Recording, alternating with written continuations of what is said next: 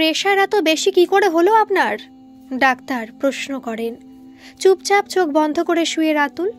সকালে হোয়াটসঅ্যাপে একটা ছবি আসার পর থেকেই, মিস্টার সিনহা, হয়েছে কি আপনার? সুগার লেভেল হাই, প্রেশার বেশি, কোনো কিছু নিয়ে খুব চাপে আছেন নাকি? ডাক্তার প্রশ্ন করেন। মাথা নেড়ে না বলে রাতুল। এই কটা মেডিসিন দিলাম, আপনি নিন এগুলো এখন, আর কটা দিন অফিস ছুটি নিন, বুঝেছেন? মাথা নেড়ে হ্যাঁ বলে রাতুল। বেরিয়ে আসেন ডক্টর। দাদার কি হয়েছে ডাক্তারবাবু? হঠাৎ বাথরুমে একটা বিকট আওয়াজ হওয়ায় দরজায় ধাক্কা দিই। বেশ কিছুক্ষণ বাদে দাদা দরজা খোলে। পড়ে গেছিল নিচে।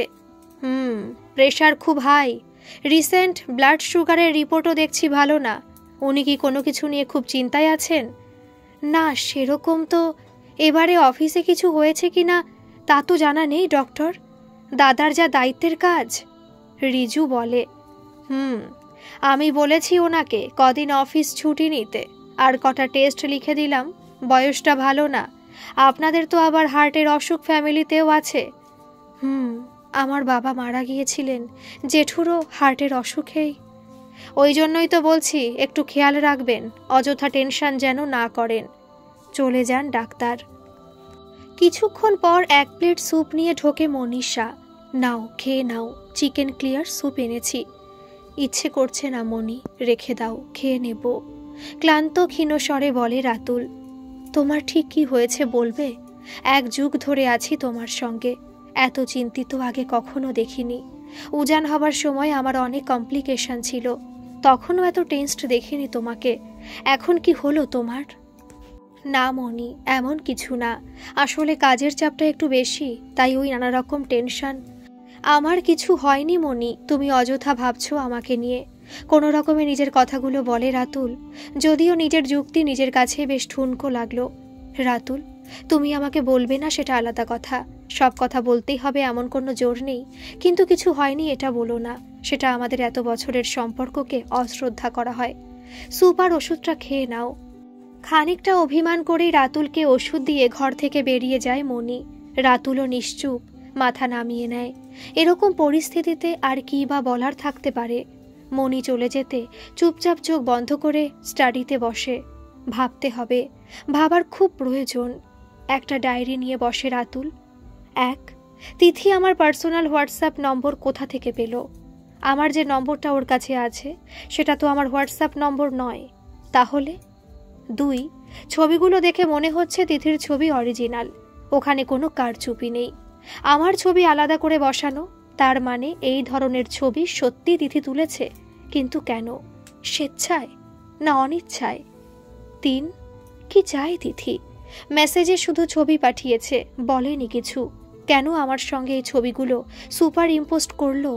উদ্দেশ্যটা কি? ব্ল্যাকমেল? টাকা? কি? 4, তিথিকে যতটুকু দেখেছি তাতে এইটুকু আমি নিশ্চিত যে এই গোটা প্রক্রিয়া ওর একার পক্ষে ঘটানো সম্ভব না। তার একটাই অর্থ হয় আড়াল থেকে কেউ ওকে সাহায্য করছে। কে সেই ব্যক্তি? কি তার উদ্দেশ্য? শুধু তিথিকে সাহায্য নাকি আরও গভীর কিছু? মনে হচ্ছে দ্বিতীয়টাই ঠিক, অন্য কোনো উদ্দেশ্য আছে।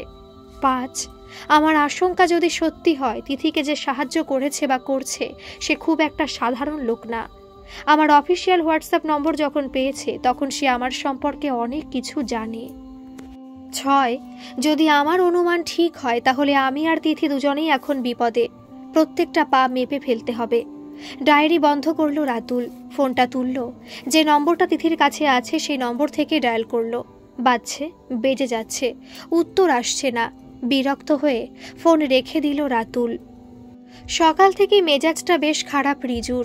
দাদার ইকোকার্ডিওগ্রামের রিপোর্টও খুব ভালো নয়। না, দাদাকে একটা ভালো কার্ডিওলজিস্ট দেখাতেই হবে। মুকুন্দপুরে একটা ভালো হসপিটাল আছে না? আগে খোঁজ নেওয়া যাক ভালো কার্ডিওলজিস্টের, তারপর বৌদিদিকে। ভাবতে ভাবতে রিজুর ঘরে মনীষা। রিজু, ব্যস্ত আছো? না না বৌদিদি, এসো এসো, ভেতরে এসো। রিপোর্ট এনেছো রিজু? দাও দেখি। এনেছি। না বৌদিদি, মানে আগে ডাক্তারকে। আমরা তো তেমন কিছু বুঝবো না বৌদিদি। রিপোর্টটা যথাসম্ভব আগলানোর চেষ্টা করে রিজু। রিপোর্টটা দাও রিজু, খারাপ কিছু না থাকলে তুমি আমার থেকে লুকোতে না। আর আমরা ডাক্তার নই ঠিকই, কিন্তু রিপোর্টে সহজ সরল ইংরেজি বাক্যে রিপোর্টের সারমর্ম বলা থাকে, সেটা অন্তত বুঝবো। খানিকটা ছিনিয়েই নেয় রিপোর্টটা মনীষা, ভালো করে দেখে, তারপর মুখ তোলে। এই জন্যই রিপোর্টটা দেখাতে চাইছিলে না রিজু? মাথা নামিয়ে নেয় রিজু। না মানে বৌদিদি, আসলে আমি তোমায় ঠিক কি আমায় ঠিক কি চিন্তায় ফেলতে চাওনি, তাই তো? তোমরা দুই ভাই আর কবে বুঝবে রিজু যে আমার থেকে এভাবে লুকোতে চাইলে আমার টেনশন বাড়ে বই কমে না? মনীষা বলে। দাদা আবার কি লুকোলো বৌদিদি? সেটাই তো জানি না, কিন্তু এটা স্পষ্ট ও কিছু একটা আড়াল করতে চাইছে আমার কাছ থেকে। তুমি জিজ্ঞেস করো না ভালো করে। কেন করবো রিজু? একবার তো করলাম, এড়িয়ে গেল। তার মানে তো এটা পরিষ্কার যে ও কোনো কিছু শেয়ার করতে চায় না আমার সঙ্গে। তারপরেও কেন করবো রিজু? হেসে ফেলে রিজু। তুমি এত বুদ্ধিমতী বৌদিদি, এটা কি বলছো? এটা কি মান অভিমান করবার সময় বৌদিদি? না, অভিমান করছি না, কিন্তু আমার তো একটা আত্মসম্মান আছে রিজু। আমাকে কেউ তার স্পেসে ঢুকতে দিতে না চাইলে জোর করে ঢোকাটাও আমার স্বভাবের বাইরে। বুঝলাম। হ্যাঁ বৌদিদি, দাদার কিছু একটা হয়েছে, এটা স্পষ্ট। এত অন্যমনস্ক দাদা ভাইকে আগে কখনো দেখিনি বৌদিদি। তাহলেই বোঝো, সেটা কমপ্লিটলি অস্বীকার করে গেল আমার কাছে। ঠিক আছে বৌদিদি, ভেবো না, আমি দেখছি দাদার সঙ্গে কথা বলে। রিপোর্টটা নিয়ে ঘর থেকে বেরিয়ে এলো রিজু। অনেকগুলো কাজ। ইকোর রিপোর্ট সত্যিই ভালো না। ডাক্তার কি বলে দেখা যাক। একবার কি মণিপাল হসপিটালে নিয়ে যাওয়া যায়? বাবার ক্ষেত্রে যে গাফিলতিটা ছিল, দাদার ক্ষেত্রে সেটা কিছুতেই হতে দেব না আমি। মনে মনে স্থির করে নেয় রিজু। ডাক্তারের বাড়িটা ওদের পাশের ব্লকে। হাঁটতে শুরু করলো রিজু। তখনই পকেটের মুঠো ফোনটা বেজে ওঠে। রিজুর অফিস থেকে ফোন। মিস্টার পুরো কায়স্থ। হ্যাঁ বলুন স্যার। তোমার দাদা কেমন আছেন রিজু? রিপোর্টটা কি বলছে? একটা মাইল্ড কার্ডিয়াক অ্যারেস্ট শো করছে। এই যাচ্ছে রিপোর্ট নিয়ে ডাক্তারের কাছে। আমার দিন দুয়েক ছুটি লাগবে স্যার। ওকে, সে ঠিক আছে, টেক ইউর টাইম। তোমাকে যে জন্য ফোন করা, শোনো, সেবি থেকে একটা মেল করেছে। তুমি বোধহয় কোনো এনকোয়ারি করেছিলে কোন কোন কোম্পানিকে ওরা সন্দেহ করে। ওরা তার একটা লিস্ট দিয়েছে। আশ্চর্য ব্যাপার, সবকটা কোম্পানির হেড অফিসই কলকাতায়। আশ্চর্যের কি আছে স্যার? এটাই তো স্বাভাবিক। মেলে আর কিছু লিখেছে? আমি তোমাকে তোমার পার্সোনাল মেল আইডিতে মেলটা ফরওয়ার্ড করছি, একটু দেখে নাও। ওকে? হ্যাঁ স্যার, তাই দিন, আমি দেখে আপনাকে জানাচ্ছি। ডাক্তারের চেম্বারে লম্বা লাইন। রিপোর্ট দেখাতেও আধ ঘন্টা বসতে হবে। ফোনটা বের করে মেলটা চেক করতে শুরু করলো রিজু। প্রায় 15টা কোম্পানির নাম, সঙ্গে তাদের অডিট ফার্মেরও। আর বেশিরভাগ কোম্পানির অডিট করেছে যে বিশেষ ফার্মটি, তার নামটা দেখেই কপালে ভাঁজ পড়ে গেল রিজুর। রেস্তোরাঁয় বেশ খানিকক্ষণ হয়ে গেল বসে তিথি। বারবার ঘড়ি দেখছে কখন আসবে অনির্বাণ। প্রায় 1 ঘন্টা হলো বসে। ওই যে আসছে। সরি তিথি, একটু লেট হয়ে গেল। ঢুকতে ঢুকতেই ঘড়ি দেখে বলে অনির্বাণ। লাস্ট মোমেন্টে এমন কতগুলো পেশেন্ট এসে গেল যে। কেন ডেকেছ অনির্বাণ? কোনো ভনিতা ছাড়াই জিজ্ঞেস করে তিথি। আরে বিউটি কুইন, এই তো এলাম বলছি, তার আগে বলো কি নেবে? কিচ্ছু না। তা বললে হয়? প্ল্যান কখনো খালি পেটে করা যায় না। একটু আমার পাশে এসে বসো দেখি। এত সুন্দর তুমি, সামনে থেকে দেখলেই। আমাকে এরপর কি করতে হবে? বলবো শোনা, সব বলবো। আগে আমার পাশে এসে বসো, বাকি কথা তারপর হবে। অনিচ্ছা সত্ত্বেও উঠে গিয়ে অনির্বাণের পাশে বসে তিথি। বেশ ঘনিষ্ঠ হয়ে বসে অনির্বাণ। বলো এবার। এত তাড়া কি শোনা? এতদিন তো ক্যামেরাতে দেখেছি, আজ সামনে তুমি। একটু বসো, বলবো তো সব। না, তাড়া আছে, অনেক দূর ফিরতে হবে আমাকে। একটু কঠিন হয়েই বলে তিথি। রাতুল সিনহা খুব একটা সাধারণ লোক নয় তিথি। তার খবর তোমাকে দেব, আর তার বদলে আমি কিছু পাবো না, তা কি হয় তিথি? কি চাও তুমি? টাকা পয়সা আমি দিতে পারবো না। না, টাকা চাই না, আমি অন্য কিছু চাই। কি? ভয় নেই, তোমার শরীর চাইবো না। আমি কারো অনিচ্ছায় কাউকে ছুঁই না তিথি, রিল্যাক্স। তাহলে রাতুল সিনহা খুব বড় একটি পোস্টে আছে। ও কি করে সেসব তুমি বুঝবে না। শুধু তোমাকে একটা চিঠি দেব, সেটা নিয়ে তোমাকে রাতুল সিনহার অফিসে যেতে হবে। ওই চিঠিতেই সব লেখা থাকবে। তুমি শুধু সেটা গিয়ে রাতুল সিনহাকে দেবে। ওর অফিস কোথায় সব বলে দেব। যেদিন যাবে নিয়েও যাব, কিন্তু এখন হবে না। রাতুল সিনহা বেশ কিছুদিন অফিসে আসছে না। অফিসে জয়েন করলে জানাবো তোমাকে। তুমি কে অনির্বাণ? কঠিন স্বরে জানতে চায় তিথি। কেন?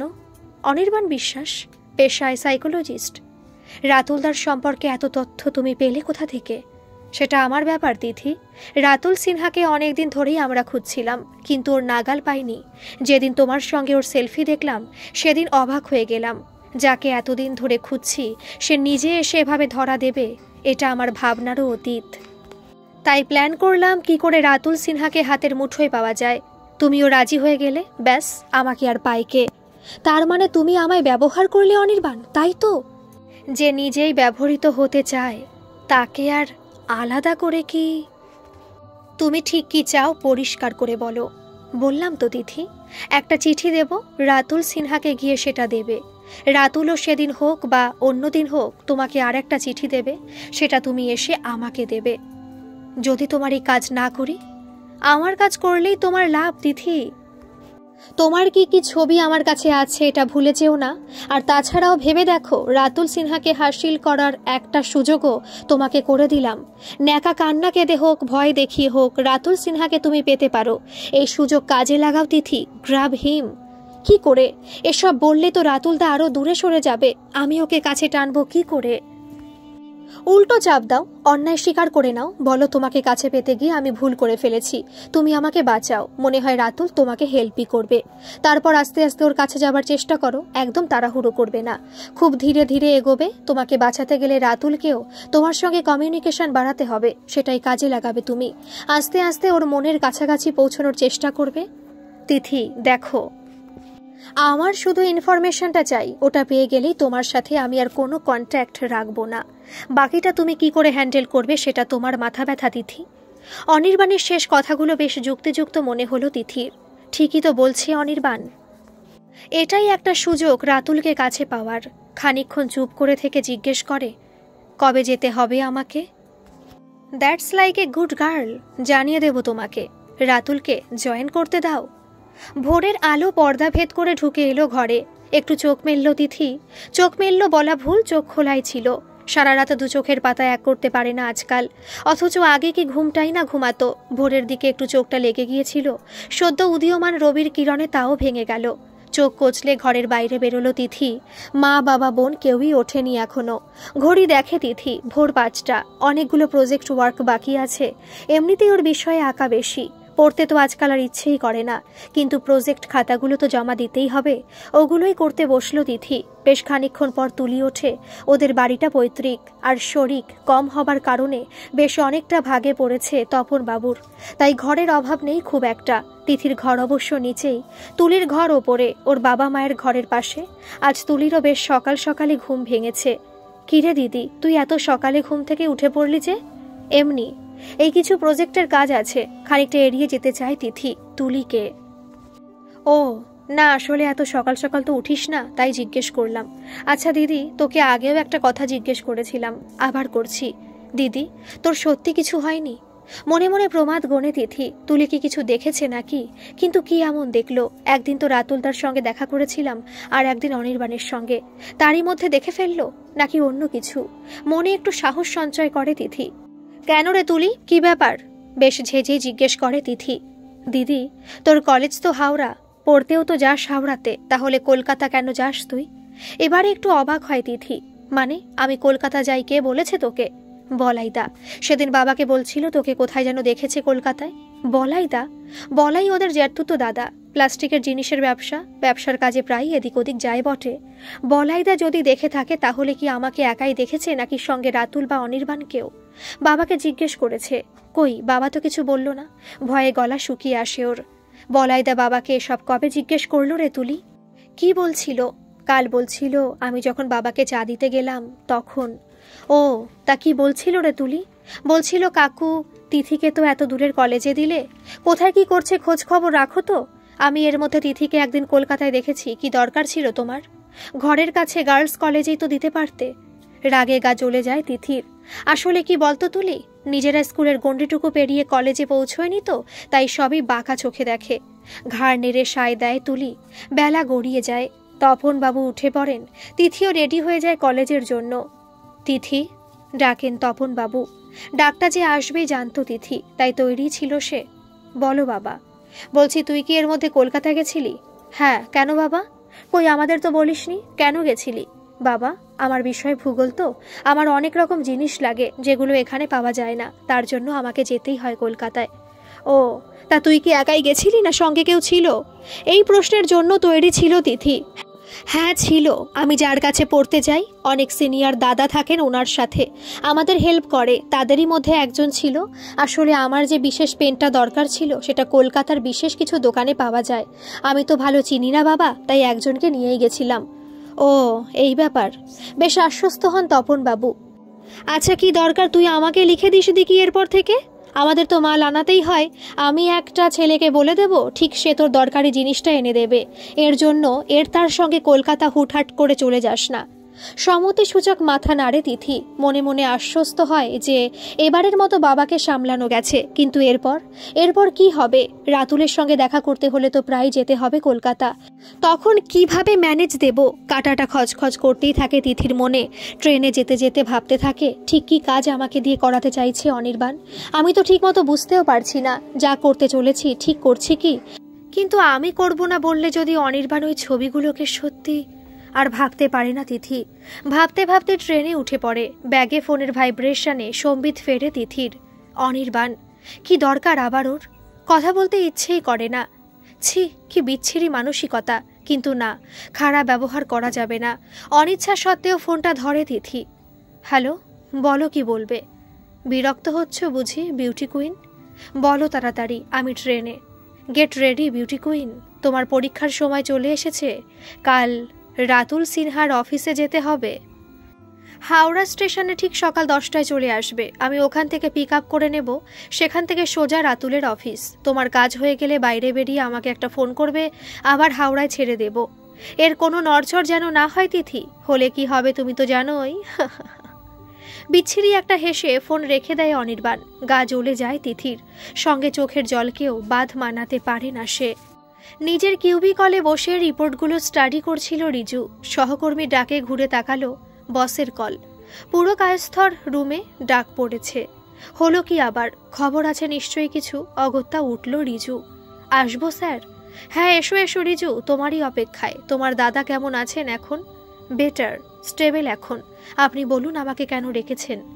একটা রিপোর্ট স্টাডি করছিলাম রিজু। আজকের এই বিজনেস পেপারটা দেখো। একটি নামজাদা মাল্টিন্যাশনাল ওষুধ কোম্পানির শেয়ার হঠাৎ করেই 12% কমেছে। কোম্পানির শেয়ার হোল্ডারদের মাথায় হাত। তারা সন্দেহ করছেন ইনসাইডার ট্রেডিং হয়েছে। এমনকি কোম্পানির এমডির সন্দেহ কলকাতাকে। আগামী কোয়ার্টারের রেজাল্ট কিছুদিনের মধ্যেই। তার মধ্যেই শেয়ার মার্কেটে এত ধসের কারণে বেশ চিন্তিত বাণিজ্য মহল। কলকাতাকে সন্দেহ মানে? এই কোম্পানির হেড অফিস কি কলকাতায় নাকি? না, তবে এখানে একটা বড় ব্রাঞ্চ আছে। আচ্ছা স্যার, একটা খোঁজ নিন তো, এই কোম্পানির অডিট কারা করেছে? কোন কোম্পানি?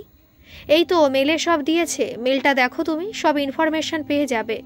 মেলটা ভালো করে পড়ল রিজু। আবার সেই একই অডিট কোম্পানি। কপালে চিন্তা রেখাটা প্রকট হয় রিজুর। এক মুহূর্ত না ভেবে অফিস থেকে বেরিয়ে যায় রিজু। সোজা পৌঁছয় সল্টলেকের সেই বিশেষ অডিট কোম্পানির অফিসে। পুলিশের আই কার্ড দেখে ছেড়েও দেয় সিকিউরিটি। আসবো দাদা? তুই এখানে অফিসে? অবাক হয়ে তাকায় রাতুল। এলাম একটা বিশেষ কাজে, প্রফেশনাল কাজ। বস, বল কি দরকার? দাদা, তোরা টোটাল কটা কোম্পানির অডিট করিস? অনেক, হিসেব নেই। কেন? সই কে করে দাদা? লোকাল হলে আমি করে দিই, মাল্টিন্যাশনাল কোম্পানি হলে এমডি করেন। কেন? দাদা, আজ অবধি যতগুলো কোম্পানির ইনফরমেশন বেরিয়েছে সবকটা কোম্পানির অডিট কিন্তু এই কোম্পানি করেছে। মাথা নামিয়ে নেয় রাতুল। চুপ করে ভাবে খানিকক্ষণ, তারপর বলে, তুই কি আমাকে সন্দেহ করছিস ভাই? না, সাহায্য চাইছি। প্রমাণ ছাড়া তো আমি আমার সহকর্মীদের বিরুদ্ধে কিছু বলবো না ভাই। দাদা, সন্দেহের তীর কিন্তু তোর দিকেও থাকবে, যেহেতু কিছু সাইনিং অথরিটি তোরও আছে। দেখ ভাই, সন্দেহ করাটা তোদের কাজ, তোরা করবি সেটা, কিন্তু প্রমাণ ছাড়া নিশ্চয়ই একজন নির্দোষ লোককে চোর বলতে পারবি না, তাই না? দাদা, তোকে চোর বলতে তো আমি আসিনি, আমি কটা জিনিস জানতে এসেছি আনঅফিসিয়ালি। ব্যাপারটা আর আনঅফিসিয়াল নেই রিজু। আনঅফিসিয়ালি জানতে চাইলে তুই সেটা বাড়িতেই জানতে পারতিস, বাট তুই সেটা করিসনি। অফিসে এসেছিস। এবার শোন, আনঅফিসিয়ালি তোকে যতটা বলার আমি বলেছি। আমার কোনো সহকর্মী কিসে সই করে এটা আমি তোকে বলবো না। জানতে হলে তুই তার বিরুদ্ধে প্রমাণ নিয়ে আয়। চুপচাপ বেরিয়ে আসে রিজু। না, দাদার অফিসে হুট করে আসাটা বোকামি হয়ে গেছে। বোঝা উচিত ছিল কর্তব্যে অবিচল থাকা লোকটি এভাবে গোপন কোনো তথ্য দেবে না। দাদার অফিস থেকে বেরোতে যাবার মুখে একটি তরুণীকে চোখে পড়ে রিজুর।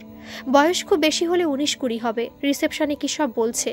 রিসেপশনও ওকে যেতে দেবে না। রিসেপশন থেকে বেরোতে যাবার মুখে রাতুল সিনহা নামটা শুনে চকিতে পেছনে তাকায় রিজু। এই মেয়েটা দাদার সঙ্গে দেখা করতে এসেছে কেন? কে? একে তো আগে কোনোদিন দেখিনি। অফিসিয়াল কোনো দরকার? মেয়েটার বয়সে দেখে তো মনে হচ্ছে না চাকরি বাকরি করার বয়স হয়েছে বলে। একবার জিজ্ঞেস করব, নাকি সেটা ঠিক হবে না? ভাবতে ভাবতে রিজু শুনল রিসেপশন থেকে রাতুলকে ফোন করলো। তিথি সেন দেখা করতে চায়। তারপর মেয়েটিকে রাতুলের রুমে যেতে নির্দেশ দিল। কে এই তিথি? লিফটে 5 তলায় উঠে থামল তিথি। লিফট থেকে বেরিয়ে সামনে বড় দরজাটায় চোখ পড়ল তিথির। নেম প্লেটে বড় বড় করে রাতুল সিনহা লেখা। বাবা, এত বড় অফিসে চাকরি করে রাতুলদা? বিশ্বাস করতে যেন কষ্ট হয় তিথির। চুপচাপ দরজা খুলে ভেতরে ঢোকে। দেখে রাতুলদার চোখ বন্ধ। ওপরের দিকে মুখ করে কি যেন ভাবছে। ডাকাকে ঠিক হবে নাকি বাইরে অপেক্ষা করা ঠিক হবে? রিসেপশন থেকে তো আমার নাম জানিয়ে ফোন করলো, তাহলে জানে নিশ্চয়ই। না, ডাকি একবার। রাতুলদা, ডাকে তিথি। ক্লান্ত চোখে তাকায় দরজার দিকে রাতুল। আয়, ভেতরে আয়, বস। এ কি চেহারা হয়েছে রাতুলদার? কি রোগা হয়ে গেছে? কিছু হয়েছে নাকি রাতুলদার? বড় কিছু? নিজের অজান্তে কেমন চোখ ফেটে জল চলে আসে তিথির। কেমন আছো রাতুলদা? তোমাকে এরকম দেখাচ্ছে কেন? কিছু না, বস। ওই হৃদয়টা একটু গোলমাল করছিল, তবে এই যাত্রায় ডাক্তাররা বাঁচিয়ে দিয়েছে। চুপ করে মাথা নিচু করে বসে থাকে তিথি। রাতুলদার এত শরীর খারাপ, এই মুহূর্তে এইসব বলবো কি করে ভাবতে থাকে তিথি। অনির্বাণের হিংস্র চোখ মুখটার সঙ্গে সঙ্গে মনে পড়ে যায় তিথির। হাউ হাউ করে কেঁদে ফেলে তিথি। চেয়ার ছেড়ে ধীর পায়ে উঠে আসে রাতুল, হাত রাখে তিথির মাথায়। বল, কি বলবি? এত কাঁদলে কি কোনো সমাধান হবে রে? সমাধান খুঁজতে হলে দুজনকে মাথা ঠান্ডা রেখে এগোতে হবে। চমকে পেছনে তাকায় তিথি। তুমি কি করে জানলে আমি এখানে তোমাকে কিছু বলবো বলে এসেছি? শুধু বলবি বলে আসিসনি তিথি, তোকে যা বলানো হবে তুই সেটাই বলবি বলে এসেছিস। এখন আমাকে দেখে তোর খারাপ লাগছে, তাই তুই এত কাঁদছিস? কি করে বুঝলে তুমি রাতুলদা আমি কি বলবো সেটাও কি তুমি জানো? সঠিক না জানলেও আন্দাজ করতে পারছি বই কি। আর দেখ তিথি, বিশেষ কোনো ব্যক্তি বা গোষ্ঠী তোকে এখানে নিয়ে না এলে এখান অবধি আসার ক্ষমতা কিন্তু তোর নেই। তাই এটা বুঝতে খুব বেশি বুদ্ধির দরকার হয় না যে কোনো একটা বিশেষ উদ্দেশ্য নিয়েই এখানে এসেছিস তুই। নে, এবার বল কেন এসেছিস। বাই দ্য ওয়ে, তুই আমার সব কথা রেকর্ডিং করতেই পারিস, কিন্তু তাতে তোর বিপদ আরও বাড়বে। আবারও কেঁপে উঠল তিথি। রাতুলদা কি অন্তর্যামী নাকি? কি করে জানলো ফোনের রেকর্ডিংটা অনির্বাণ অন করেই পাঠিয়েছে? হাসে রাতুল। কি ভাবছিস কি করে জানলাম? সিম্পল তিথি, রেকর্ডিংটা প্রয়োজন কারণ তুই যেটা আমাকে বলবি তার প্রত্যুত্তরে আমি কি বললাম এটা জানা ওদের কাছে ভীষণ জরুরি তিথি। তবে তুই নিজে বাঁচতে চাইলে রেকর্ডিং অফ কর। মন্ত্রমুগ্ধের মতো মোবাইল বের করে রেকর্ডিং অফ করে তিথি। রাতুলদার পরামর্শ অনুযায়ী আগের কথাও ডিলিট করে দেয়। কিন্তু রাতুলদা আমায় যদি জিজ্ঞেস করে কেন রেকর্ড করনি, কি বলবো? বলবি সিকিউরিটি চেকিংয়ে মোবাইল জমা নিয়ে নিয়েছিল। রাতুলদার রুমে কোনো ইলেকট্রনিক্স গ্যাজেট অ্যালাউ নয় ল্যাপটপ ছাড়া। এবার বল আসল কথা, কি চাস? ব্যাগ থেকে অনির্বাণের দেওয়া এনভেলপটা দেয় তিথি। এর মধ্যে কি আছে আমি জানি না রাতুলদা, আমার কাজ এইটা তোমাকে পৌঁছে দেওয়া, আর এই চিঠির উত্তরে তুমি যেটা দেবে সেটা ওদের দিয়ে দেওয়া। চিঠিটা ভালো করে দেখলো রাতুল। ঠোঁটের কোণে একটা হাসি ফুটে উঠল রাতুলের। চিঠিটা ভাঁজ করে আবার খামে ভরে রাখলো রাতুল। রাতুলদা, নীরবতা ভাঙে তিথি। বল, তুমি আমাকে কি দেবে রাতুলদা? কিচ্ছু দেব না। রাতুলদা, এর মধ্যে কি আছে আমি জানি না, কিন্তু তুমি এর কোনো উত্তর না দিলে যে আমার ছবিগুলো। আর বলতে পারে না তিথি, চুপ করে মাথা নিচু করে নেয়। গভীর দৃষ্টিতে ওর দিকে তাকায় রাতুল। ছবিগুলো নিজের ইচ্ছে তুলেছিলি না কেউ জোর করেছিল? চুপ করে মাথা নামিয়ে রাখে তিথি, কিছু বলে না। চোখ দিয়ে শুধু জল পড়তে থাকে। তোর মৌনতাকে আমি সম্মতি ধরে নিলাম, ছবি তুই নিজের ইচ্ছেই তুলেছিস। কে তুলল? আবারও চুপ তিথি। অনির্বাণের পরিচয় প্রকাশ করা বারণ। তিথি দেখ, তুই বুঝতে পারছিস কিনা জানি না, আমি কিন্তু বুঝতে পারছি আমরা দুজনেই বিপদে, এবং সেটা প্ল্যান্ড। আর সেখান থেকে বেরোতে হলে আমাদেরকেও প্ল্যান করেই বেরোতে হবে। তার জন্য তোর সাহায্য দরকার। সত্যি বল তিথি, কে তুলল ছবি? যে তোকে এই চিঠি দিয়েছে? মাথা নেড়ে সম্মতি জানায় তিথি। তার সঙ্গে তোর কোনো সম্পর্ক গড়ে উঠেছে? ভালোবাসিস নাকি তাকে? না রাতুলদা, আমি শুধু তোমাকে, একমাত্র তোমাকেই ভালো। তাহলে এই ধরনের ছবি তুললি কেন? ও আমায় বলেছিল ও যে কোনোভাবে। চুপ করে যায় তিথি, কথা শেষ করতে পারে না। চুপ করে গেলি কেন বল, শেষ কর। এই ছবিগুলোর সাহায্যে তোকে আমার কাজ অবধি পৌঁছে দেবে, তাই তো? মাথা নেড়ে হ্যাঁ বলে তিথি। তিথি, তুই এত বুঝিস আর এইটুকু বুঝলি না যে জোর করে আর যাই হোক ভালোবাসা পাওয়া যায় না। ওটা এমন একটা অনুভূতি, তুই জোর করবি যত, ওপর পক্ষ তত সরে যাবে। ভালোবাসা খুব সাবলীল একটা অনুভূতি, এটা এভাবে পাওয়া যায় না তিথি। চুপ করে বসে থাকে তিথি, উপায় নেই, এইটুকু তিরস্কার ওর প্রাপ্য বই কি। কিছুক্ষণ পর আবার নীরবতা ভাঙে রাতুল। তো কি ঠিক করলি তুই? মানে আমি কি ঠিক করব রাতুলদা? কি করবি তুই শেষ পর্যন্ত? তুমি আমায় চিঠির উত্তর দেবে না রাতুলদা? চিঠিতে কি এমন জানতে চেয়েছে রাতুলদা? ভয়ানক জিনিস, যেটা আমি জানালে আমার জেল পর্যন্ত হতে পারে। তুই বুঝবি না তিথি, তুই শুধু আমাকে এটা বল, তুই বাঁচতে চাস নাকি ফাঁসতে? বাঁচতে চাই রাতুলদা, বাঁচাও আমায়। কাঁদতে কাঁদতে রাতুলের পায়ে পড়ে যায় তিথি। ওঠ, বাঁচতে চাইলে সব সত্যি বল, শুরু থেকে শেষ অবধি একটাও মিথ্যে বলবি না। আর তোকে আমাকে সম্পূর্ণ বিশ্বাস করতে হবে। ঘাড় নেড়ে সম্মতি জানায় তিথি। সমস্ত ঘটনা সব বিস্তারে বর্ণনা করে, চোখ বন্ধ করে মন দিয়ে শোনে রাতুল। কিছুক্ষণ পর নীরবতা ভাঙে। বুঝলাম, বেশ গভীর জলের মাছ। তুই এই রুমের বাইরে গিয়ে শুধু দুটো কথা বলবি। এক, আমাকে মোবাইল নিয়ে ঢুকতে দেয়নি, ফলে আমি রাতুলদার কোনো কথা রেকর্ড করতে পারিনি। আর দুই, রাতুলদা চিঠি পড়েছে এবং পড়ে বলেছে সে ক্লায়েন্টের সঙ্গে ডাইরেক্ট বিজনেস করে, কারো ভায়া নয়। এর বাইরে আর একটাও কথা বলবি না। মানে অনির্বাণকে তোমার সঙ্গে যোগাযোগ করতে বলবো? না, সেসব তুই কিচ্ছু বলবি না। তুই শুধু বলবি রাতুলদা বলেছে ও ক্লায়েন্টের সঙ্গে ডাইরেক্ট বিজনেস করে, কারো ভায়া না। অনির্বাণ যা বোঝার এতেই বুঝে যাবে। মনে রাখবি, একটাও বাড়তি কথা বলবি না। আর শোন, এই ফোনটা রাখ। তোর ফোনটা খুব একটা নিরাপদ নেই, আর তোর সঙ্গে কথা বলার প্রয়োজন হলে আমি এই ফোনটায় ফোন করব, বুঝেছিস? নে, রাখ। মাথা নেড়ে ছোট্ট সাধারণ ফোনটা নেয় তিথি। বাড়ি যা, আমাকে ভাবতে দে। তিথি অনেকক্ষণ চলে গেছে, কিন্তু রাতুল একই চেয়ারে বসে, চোখ বন্ধ। কি খাবে? মনীষা জিজ্ঞেস করে। দাও, যা হোক কিছু, খিদে নেই খুব একটা। তোমার কিন্তু আরও কিছুদিন রেস্টে থাকা উচিত ছিল রাতুল, কেন যে জোর করে জয়েন করলে? আরে মনি, একটু বোঝো, ঝুনঝুনওয়ালাজি আছেন সিডনিতে। কলকাতার অফিসের দায়িত্ব আমার ওপর এখন অনেকটা। আমি এই সময় কি করে বাড়িতে বসে থাকি বলো তো? যা ভালো বোঝো করো। আমার কথা তো আর শুনলে না কোনোদিন। কপট অভিমান দেখিয়ে বলে মনীষা। মনীষার হাতটা ধরে এক টানে মনীষাকে নিজের বুকে টেনে নেয় রাতুল। কেন কে জানে, আজ মনিকে খুব আদর করতে ইচ্ছে করে ওর। এই ভর সন্ধেবেলা হঠাৎ হলো কি তোমার? ছাড়ো। কেন মনি, আমার আদর খেতে ইচ্ছে করছে না?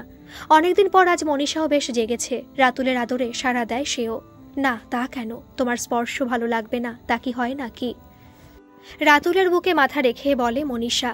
মনি, তুমি আমায় বিশ্বাস করো তো? এ আবার কি কথা রাতুল? আমি তোমাকে নিজের চেয়েও বেশি বিশ্বাস করি। মনি, আমাকে ছুঁয়ে কথা দাও, যদি মারাত্মক কিছুও ঘটে তবুও তুমি আমার উপর বিশ্বাস হারাবে না। আর আমি থাকি আর নাই থাকি, উজানকে তুমি তোমার মতো করে বড় করবে। চকিতে রাতুলকে ঠেলে সরিয়ে দেয় মনীষা। ছেড়ে দাও আমাকে তুমি। বিয়ে করেছিলে কেন শুনি? উজান কি আমার একার দায়িত্ব নাকি যে একা বড় করব?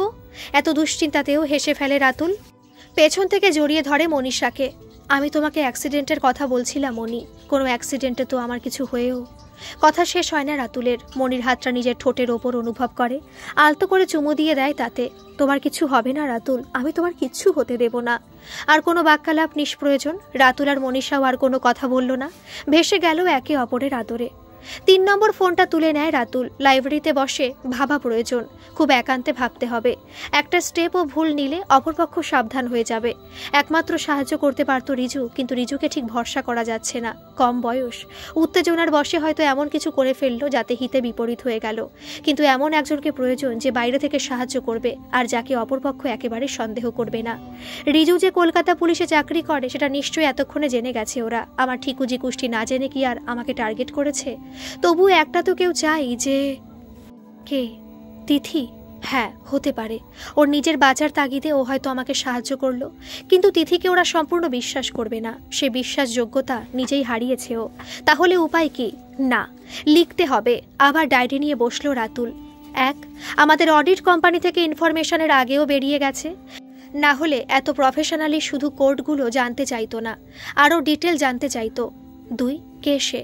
ঝুনঝুনওয়ালাজি। লাস্ট কোয়ার্টার রেজাল্টের আগে শেয়ার মার্কেটে অনেকটা প্রভাব পড়েছে। লাস্ট কোয়ার্টারও নয়, আরও 2টো কোয়ার্টার। আর ঝুনঝুনওয়ালাজি প্রায় মাস আসটেক সিডনিতে। তার মানে যে উনি, তা নাও হতে পারে, তবে হবার সম্ভাবনাই বেশি। কলকাতায় উনি নেই, লোকাল কোম্পানিগুলোর কাগজ ওনার সই হয়ে বেরোচ্ছে না। হয় আমি সই করছি, না হয় সান্যাল।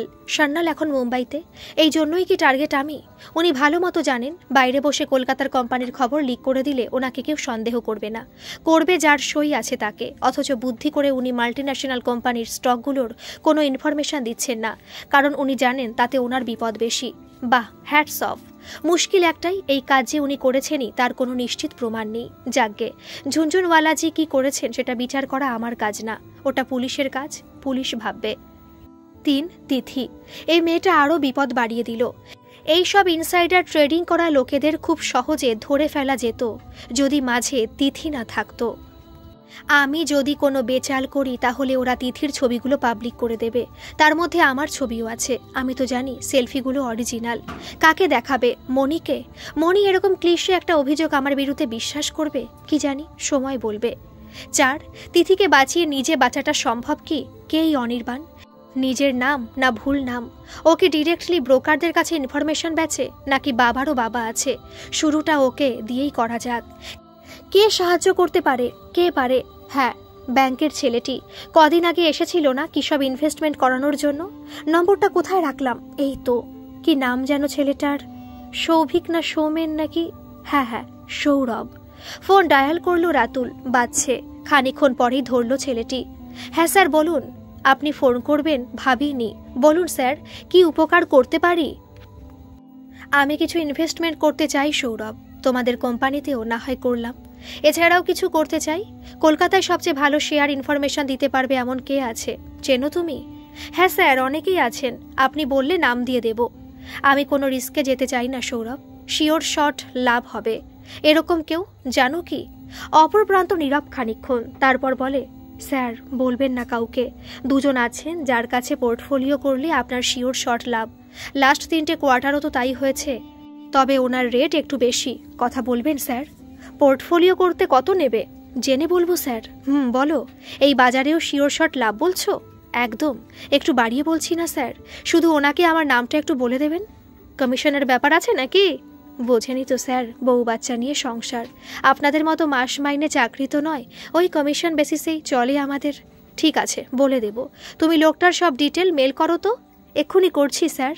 ফোনটা রাখতেই একটা হাসির ঝিলিক ফুটে ওঠে রাতুলের ঠোঁটে। ছেলেটার লাস্ট 3টে কোয়ার্টার আর এই বাজারেও শিওর শট লাভ দেবে, এই দুটো স্টেটমেন্টেই ও যা বোঝার বুঝে নিয়েছে। কিন্তু প্রমাণ কই? কোথায় ইনফরমেশন বিক্রি হচ্ছে বুঝতে পারলেও তো প্রমাণ করা মুশকিল। এ তো ইঁদুর ধরতে রীতিমতো ইঁদুর ধরার কল লাগবে। মিনিট 5-এর মধ্যেই দুটো নাম এসে গেল রাতুলের কাছে। একজনের নাম প্রসূন চৌধুরী, অন্যজনের নাম মাসুম মিনাজ। সঙ্গে সঙ্গে ফেসবুক প্রোফাইল খুঁজতে শুরু করলো রাতুল। প্রথমে প্রসূন চৌধুরী, না, কোনো প্রসূন চৌধুরীর প্রোফাইলে অনির্বাণ বিশ্বাসকে পেল না। তাহলে কি নেই তার ফেসবুক প্রোফাইলে? মন বলছে না, থাকবেই।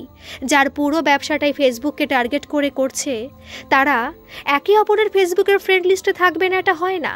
এবার উল্টো কাজটা করলো রাতুল।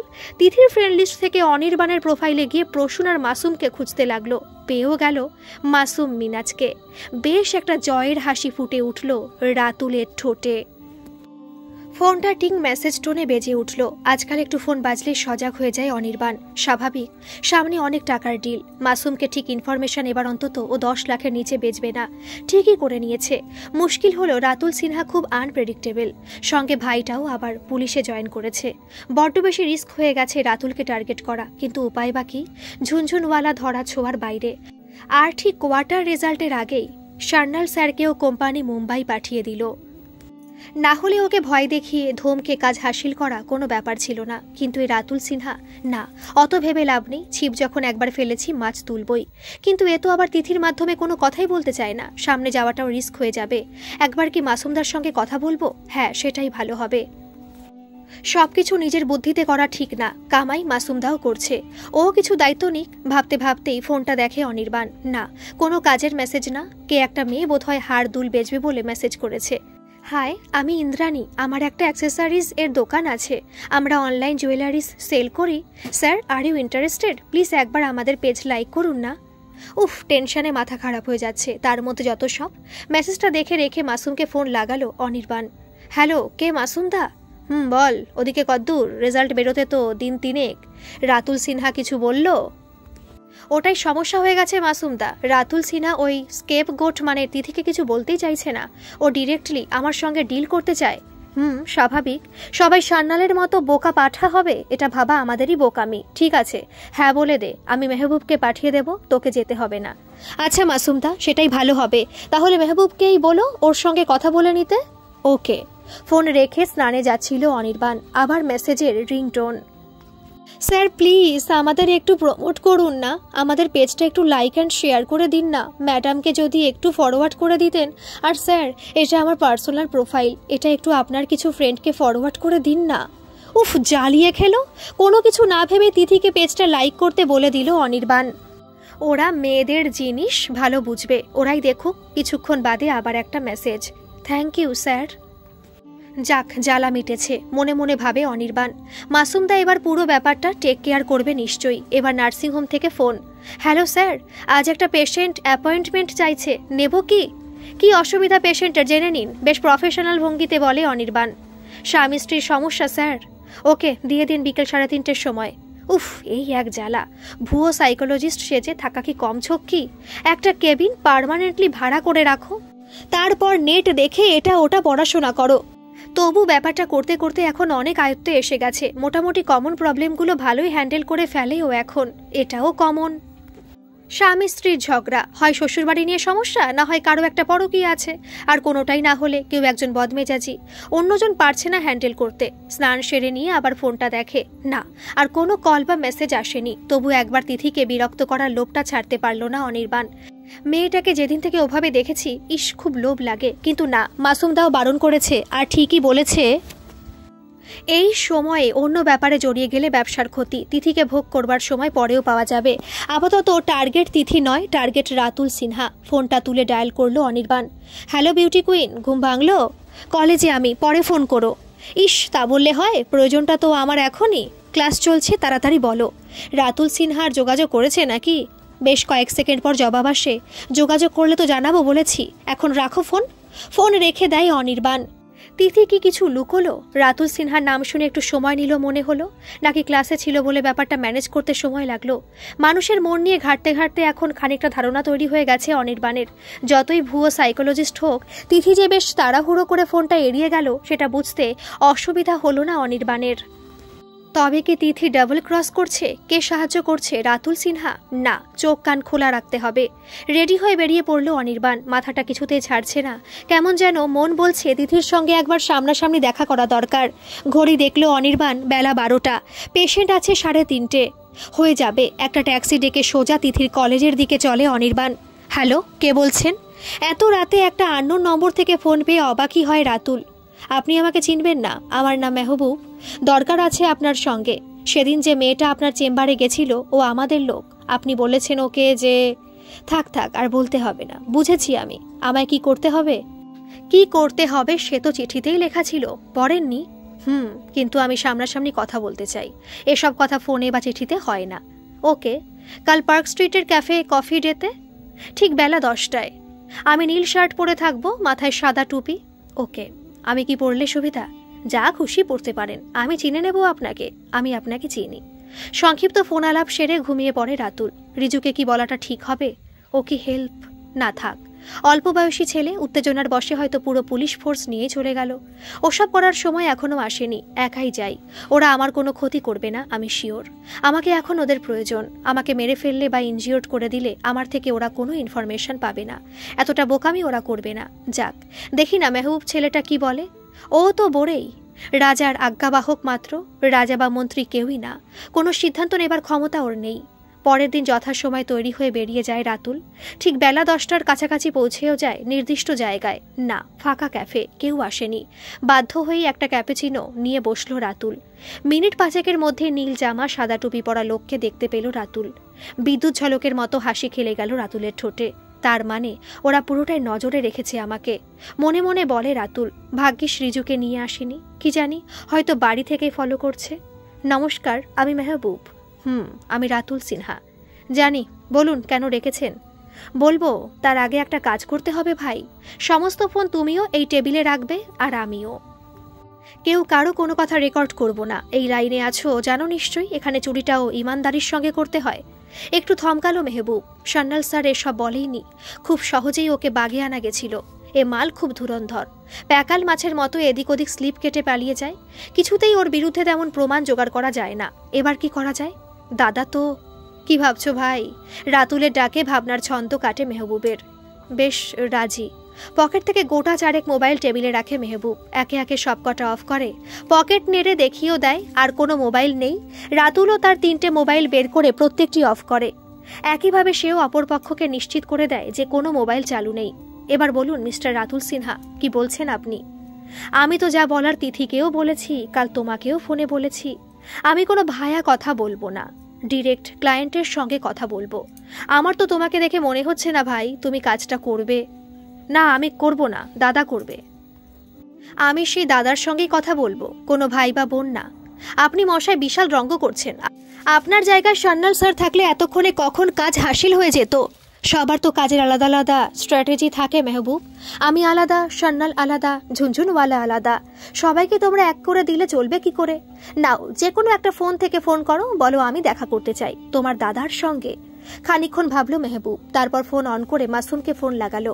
দাদা, বলছি রাতুল সিনহা আপনার সঙ্গে কথা বলতে চায়, আর কারোর সঙ্গে বলবে না বলছে, কি করব? আচ্ছা, কোথায়? বেশ, নিয়ে আসছি তাহলে। ফোন রেখে আবার টেবিলে ফেরে মেহবুব। চলুন, দাদা আপনাকে নিয়ে যেতে বলল। কফি শপে টাকা মিটিয়ে গাড়িতে বসলো রাতুল, ছেলেটাও বসলো পাশে। খিদিরপুরের দিকে চলল গাড়ি। ফ্যান্সি মার্কেটের কাছে এসে দাঁড়ালো গাড়িটা। একটা মাঝারি মাপের রেস্তোরাঁতে বসলো ওরা। এখানে যে সবই ওদের লোক ছড়ানো বুঝতে অসুবিধা হলো না রাতুলের। চুপচাপ মাথা ঠান্ডা করে বসলো। ভয় যে করছে না তা নয়, তবে একটা অদ্ভুত মানসিক শক্তি সমস্ত ভয়কে গ্রাস করতে সাহায্য করছে। ও বুঝতে পারছে সেটা। রাতুলের যে এত মনের জোর, এই পরিস্থিতিতে না পড়লে বোধহয় বুঝতো না রাতুল। হঠাৎ কাঁধে একটা হাতের স্পর্শে চমকে পেছনে তাকায় রাতুল। নমস্কার মিস্টার রাতুল সিনহা, আমি মাসুম মিনাজ। বসুন, কি খাবেন বলুন? কিচ্ছু লাগবে না। বিলকুল লাগবে। আমি আমার এই ধান্দার এত বছরের অভিজ্ঞতায় আপনার মতো সাহসী বাঙালি একটাও দেখিনি। হেসে ফেলে রাতুল। কজন বাঙালির সঙ্গে ব্যবসা করেছেন? অনেক। এর আগে সান্যালদা ছিলেন, উনি তো ফোনেই ভয় পেয়ে সব বলে দিতেন। বুড়কে মুম্বাই পাঠিয়ে দেবার পর বেশ ঝকমারি হয়ে গেছে আমাদের। এই লাইনে প্রথম থেকে আছেন? না না, এই ধান্দায় বছরখানেক এসেছি। একজন বলল খবর ঠিক থাকলে হেভি প্রফিট। মিথ্যে বলবো না দাদা, এই 1 বছরে মা লক্ষ্মী মুখ তুলে চেয়েছে। আমার ছেলেরাও বেশ কাজকর্ম করে খাচ্ছে। তা আপনাকে দেখে তো বেশ বুদ্ধিমান মনে হচ্ছে। এত অপদার্থ লোকজন পুষে রাখলে আপনার ডোবা কেউ আটকাতে পারবে না। একটু অবাক হয়ে যায় মাসুম। এভাবেও যে ওকে কেউ বলতে পারে ভাবেনি বোধহয়। কি বলতে চান একটু ক্লিয়ার করে বলুন দাদা। আপনার চাইটা কি? স্টক মার্কেটের ইনফরমেশন কোয়ার্টার রেজাল্ট বেরোনোর আগে, যাতে সেই মতো আপনি আপনার ক্লায়েন্টের শেয়ার কেনার বা বেচার পরামর্শ দিতে পারেন।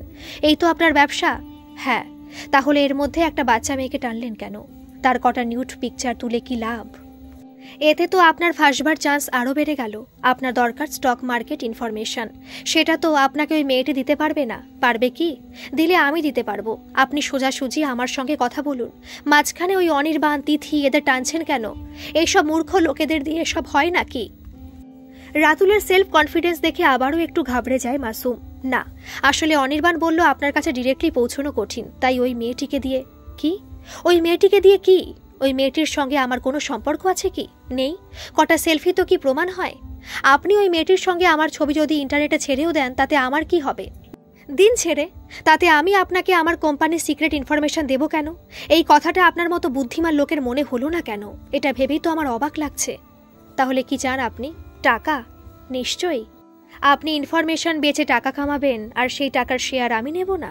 কত? 20 লাখ। একটু বেশি হয়ে যাচ্ছে। এত প্রফিট আমাদের থাকবে না। 10 দিতে পারি। আবার হাসে রাতুল। আমার তো হিসেব বলছে আপনি কোটিতে কামাবেন। এবার হেসে ফেলে মাসুম। অনেকদিন পর একটা বাঘের বাচ্চার সঙ্গে ব্যবসা করছি। ইঁদুরদের সঙ্গে ব্যবসা করতে করতে অরুচি ধরে গেছিল। মিলাও হাত, বেশি পাবেন। আর একটা শর্ত আছে, এবং আমি বিশ্বাস করলাম এখানে আপনি কোনো বেইমানি করবেন না। বলুন। মাসুম কাউকে জবান দিলে সেই কথা রাখে। চোর হতে পারি, মগর ইমানদার। আপনার ওই অকর্মণ্য অপদার্থ অনির্বাণকে বলুন তিথির সমস্ত ছবি ডিলিট করতে। মেয়ে নিয়ে কোনো ঝামেলা আমি চাই না। ওর সব কিছু, হার্ড ডিস্ক থেকে ফোন, लैपटॉप सब আপনি দেখে নেবেন। मैंने भी बोला था ये सब लड़की के चक्कर में मत पड़ो, लेकिन सुन लो ना। ठीक আছে, আমি দেখে নেব। ভাববেন না আমি জবান দিচ্ছি সব ডিলিট হয়ে যাবে, লেকিন আমার শুধু ইনফরমেশনটা চাই। কবে পাবো? একদিন সময় দিন আর আপনার ফোন নম্বরটা দিন। আমি কারো ভায়া যোগাযোগ করতে পছন্দ করি না, হাসে মাসুম। ফোন নম্বরও বিনিময় হয়ে যায়। খানিকক্ষণ কথা বলে জুস খেয়ে উঠে পড়ে রাতুল। গাড়ি চালিয়ে ফিরতে ফিরতে রাতুল ভাবতে থাকে অনির্বাণের মতো ছেলেদের চেয়ে মাসুমরা অনেক কম ক্ষতিকর। হাওড়া ব্রিজের এই এলাকা বেশ জনবহুল। তিথি আগেই পৌঁছে গেছিল, খুঁজে পেতে খুব বেশি সময় লাগে না অনির্বাণের। হাই বিউটি কুইন, কতক্ষণ এসেছো? খানিকক্ষণ। কি বলবে বলো? বিউটি কুইন, আমার মনে হচ্ছে তুমি আর তোমার রাতুল দুজনে মিলে আমাদের সঙ্গে ডবল ক্রস খেলা খেলছো। এটা ঠিক হলে কিন্তু তোমাকে বা তোমার রাতুলদাকে কোথাও খুঁজে পাওয়া যাবে না। রাতুলদা আমাকে যতটুকু বলেছে আমি ততটাই জানিয়েছি তোমাকে। একটু বেশি চালাকি করছো নাকি তোমরা দুজনে? আমাকে কেন বলছো এসব? এসব কিছু জানি না আমি। ওকে, কুল ডাউন বেবি, আমার একটা কথা আছে। বলো। আমায় বিয়ে করবে তিথি? মানে? পরিষ্কার বাংলা ভাষাতেই তো বললাম, আমায় বিয়ে করবে। বাড়ি থেকে মেয়ে দেখছিল তিথি, আমার তেমন পছন্দ হচ্ছিল না। একদিন তোমার প্রোফাইলটা খুব মনে ধরলো, তারপর তুমি বললে তুমি রাতুল সিনহাকে ভালোবাসো। মনকে তাও মানিয়ে নিয়েছিলাম তিথি, কিন্তু সেদিন রাতে তোমার অত সুন্দর শরীরটা দেখার পর থেকে আর নিজেকে সত্যি স্থির রাখতে পারছি না, বিশ্বাস করো। যখনই ভাবছি ওই আধবুড়ো লোকটাকে তুমি। তিথি প্লিজ ছাড়ো না এইসব। এই কাজটা করলে আমি বেশ কিছু টাকা পাবো, মাসুমদা বলেছে। সেই টাকা দিয়ে না হয় একটা ব্যবসা শুরু করব। তুমি আমার হবে তিথি। হয় তুমি ভীষণ শয়তান, আর তা না হলে তুমি পাগল হয়ে গেছো। না তিথি, আমি সত্যি বলছি। আমি আমাকে ভালোবাসলে আমারই ছবি নিয়ে তুমি আমাকে ব্ল্যাকমেল করতে না অনির্বাণ। আমার কাছে আর অন্য কোনো রাস্তা নেই সোনা, কিন্তু বিশ্বাস করো আমি সত্যি তোমাকে। কথা শেষ হয় না অনির্বাণের। বাড়ি থেকে মায়ের ফোন। এখন মায়ের ফোন? হ্যাঁ বলো মা, কি হয়েছে? সর্বনাশ হয়েছে বাবা। কটা সন্ডা গন্ডা ছেলে এসে তোর ল্যাপটপ কম্পিউটার সব খুলছে, কোথায় নিয়ে যাচ্ছে, কম্পিউটারের ব্যাগও ঘাটছে। সে কি, কেন? মা জিজ্ঞেস করো ওরা কারা। কথা শেষ হয় না অনির্বাণের। কাঁধের ওপর একটা হাতের স্পর্শ পায়। চমকে পেছনে তাকিয়ে দেখে মেহবুব। তিথিকে ডাকে মেহবুব। শোনো মামনি, তুমি বাড়ি যাও। এখান থেকে একা যেতে পারবে না একটু এগিয়ে দিতে হবে? একাই পারবো। বেশ, তাহলে বাড়ি যাও। তিথি চলে যাবার পর রীতিমতো ক্ষেপে ওঠে অনির্বাণ। ব্যাপার কি মেহবুব? আমার বাড়িতে তল্লাশি চালাচ্ছ শুনলাম। এসব তোমরা ছাড়া কেউ করবে না। কি চাও কি তোমরা? হ্যাঁ, আমরাই গেছিলাম তো তোমার বাড়িতে। দাদা বলেছিল তোমার ল্যাপটপ ডেস্কটপ সব তুলে নিয়ে গেছে। এখন আমি তোমার ফোনটা নিতে এসেছি। কিচ্ছু ভেবো না, 2 ঘন্টার মধ্যে সব ফেরত পেয়ে যাবে। চলো, তোমাকে তোমার চেম্বারে পৌঁছে দিচ্ছি। 2 ঘন্টার মধ্যে ফোন ল্যাপটপ সব দিয়ে যাব, এমনকি ডেস্কটপ বাড়িতে সেটও করে দিয়ে আসবো। কিন্তু এসব কেন? চিৎকার করে ওঠে অনির্বাণ। শুধুই মামুনের ছবিগুলো ডিলিট করবার জন্য। দাদা মেয়ে নিয়ে কোনো লাফড়া যায় না। মামুনের ছবিগুলো ডিলিট করে তোমার জিনিস তোমাকে ফেরত দিয়ে যাবে। চিৎকার করে ওঠে অনির্বাণ। এসব কি রাতুল বলছে করতে তোমাদের কি মাথা খারাপ হয়ে গেল? রাতুলের বিরুদ্ধে ওই একটাই হাতিয়ার, সেটাও তোমরা নষ্ট করে ফেলছো। দেখো ভাই, পরিষ্কার কথা হলো রাতুল সিনহাকে এখন আমাদের প্রয়োজন। ও যা বলবে বা যে শর্ত দেবে সেটা আমরা মানতে বাধ্য। তা বলে নিজেদের কবর নিজেরা খুঁড়বে? রাতুল সিনহা কায়দা করে তিথিকে সেভ করে দিয়ে নিজেও ইনফরমেশন দেবে না, এটা বুঝতে পারছো না? এবার একটু থমকালো মেহবুব। সত্যি বলতে কি ভাই, এটা আমিও মাসুমদাকে বলেছিলাম। রাতুল সিনহাকে আমিও তো মিট করেছি, মাল হেব্বি চালাক। কিন্তু দাদা তো শুনছেই না কিছু। বলছে জবান দিয়েছে রাতুল সিনহাকে, আর বারবার একটাই কথা বলছে ও ইমানদার আদমি আছে, লড়কি দিয়ে বদনাম ওকে আমি করতে পারবো না। এটা মারাত্মক বোকামি হয়ে গেল মেহবুব। মাসুমদা এমন বোকামি করবে এটা ভাবনারও বাইরে। আমাদের হাতে কিন্তু আর কোনো অস্ত্রই নেই। এবার রাতুল যদি বেইমানি করে তাহলে? চুপ করে যায় দুজনেই। চুপচাপ মেহবুবের গাড়িতে ওঠে অনির্বাণ। চেম্বারে পৌঁছায়। পেশেন্ট দেখার পর ওর সবকিছু ফেরত পেয়ে যায়। ভালো করে খুঁজে দেখে, না, সব জায়গা থেকে তিথির সব ফটো ডিলিটেড। টিফিন টাইমে পুরো কায়স্থর ঘরে ডাক পড়ল রিজুর। কারণটা জানাই, নিশ্চয়ই কেসের ব্যাপারে জানতে চাইবে। যদিও এই কমাসে বেশ সুনাম অর্জন করতে পেরেছেও, তাও এই মুম্বাই কেসটার কোনো হদিশ পাওয়া যাচ্ছে না। যাকগে, বস ডেকেছে যখন যেতে তো হবেই। আসবো স্যার? হ্যাঁ রিজু এসো। বলুন স্যার, কেন ডেকেছেন? কোয়ার্টার রেজাল্ট এই সপ্তাহতেই বেরোবে রিজু, সাবধান থেকো। আমার মনে হচ্ছে কিছু একটা ঘটবেই। মুম্বাই পুলিশ যখন এত শিওর তখন। মুম্বাই পুলিশ কেন স্যার? আমিও বুঝছি কিছু একটা ঘটছে এবং আমার বাড়ির লোকেরও অনেক কিছু জানে, কিন্তু বলছে না। মনে মনে বলে রিজু, মুখে বলে হ্যাঁ স্যার সজাগ আছি। 2-1 জায়গায় খোঁজও লাগিয়েছি, দেখি কি রিপোর্ট দেয়। বেশ। না, আজ আর ভালো লাগছে না। পুরো কায়স্থকে বলে বাড়ি চলে আসে রিজু। এখন বাড়ি ফাঁকা থাকবার কথা। ও জানি দাদা বৌদি অফিসে, ভাইফোঁটা স্কুলে। রাতুলে লাইব্রেরির পাশ দিয়ে যেতে গিয়ে থমকালো রিজু। কেমন যেন মন বলছে এখানে খুঁজলে কোনো সূত্র পাওয়া যাবে। দাদা যা করবার এখানেই করে। লাইব্রেরির কম্পিউটারটা অন করলো রিজু। প্রচুর ঘেটেও কিছু পেল না। একটা নাম শুধু মাথায় ঘুরছে রিজুর, তিথি। ওই সুন্দর মেয়েটা। কেমন যেন মন বলছে ওকে ধরতে পারলে অনেকটা সুরাহা হবে, অন্ধকারে একটু আলো ফুটবে। কিন্তু এই মেয়েটাকে কি করে পাবে ও? একবার মাত্র দেখেছি, পুরো নামও খেয়াল নেই। দাদার অ্যাটিটিউডে সেদিন স্পষ্ট ছিল ও আমাকে কোনো সাহায্য করবে না। কেন? ও জড়িয়ে আছে নাকি এই স্ক্যামে? থাকা অস্বাভাবিক না, ওরই অডিট কোম্পানি থেকে এতগুলো ইনফরমেশন বেরিয়েছে যখন। কিন্তু দাদা ভাই এ ধরনের কাজ করবে ঠিক মেলাতে পারছি না। একটু ড্রয়ারগুলো খুঁজি, ধুত কিচ্ছু নেই। কি একটা ফোন নম্বর লেখা একটা কাগজ, কার নম্বর এটা? নামও তো লেখা নেই। ওই মেয়েটার নাকি? হতে পারে, লিখেনি। এই ভেবে রিজু নম্বরটা লিখতে গিয়ে দেখে পকেটে পেনটা অফিসে ফেলে এসেছে। উফ, পেনটা আবার কোথায় গেল? ড্রয়ার থেকে একটা পেনও পেয়ে গেল। ফোন নম্বরটা লিখতে গিয়ে খেয়াল হলো এটা সাধারণ পেন না, বেশ মোটা ধরনের। ভালো করে পেনটা লক্ষ্য করে রিজু। ওপরটা দেখে, ওখান থেকে একটা চিপ বেরিয়ে আসে। Recording pen. দাদার ড্রয়ারে কি আছে এই চিপে?